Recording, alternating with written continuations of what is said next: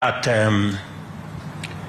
Fuliza is addressing a certain category of borrowers on short term. As you have indicated yourselves, there is more traction towards 14 days, 11, 14 days.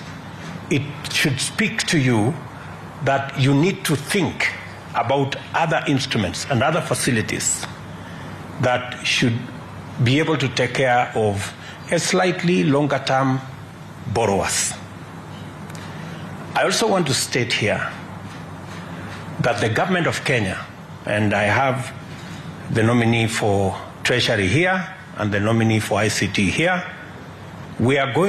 these two gentlemen will be working with you in the financial fintech space because we want to work on credit, especially for our micro, small, and medium enterprises. That is the space where we have the largest opportunity. That is the space that employs almost 80% of our population, and yet they are constrained by access to credit. I have listened to many of them in the campaign trail. I was giving these good people an example of Shiko in Ruaka Market and her team.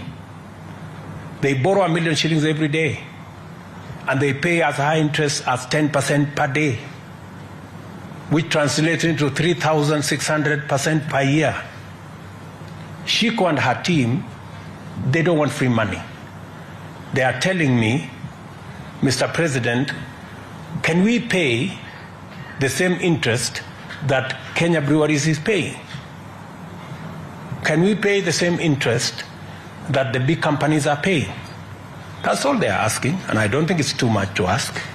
So, progressively, and the assignment I'm going to be giving to these two gentlemen is to work with you in the private sector to develop a product where Shiko, a mamamboga in Ruaka, and a boda person can also have access to credit at single-digit rate. And I am willing to work with you in a public-private arrangement so that we can mitigate some of the risks that come with lending to that category of Kenyans. I am very confident that if we give Shiko and her team, and many of them in Kenya, the opportunity to borrow at single-digit interest rate, they can double, if not triple, their business. And it is good for everybody. It is good for the fintech companies, it is good for the banks, it is good for the taxpayer, it's good for the taxman, and it's also good for me. So I think we can have a win-win.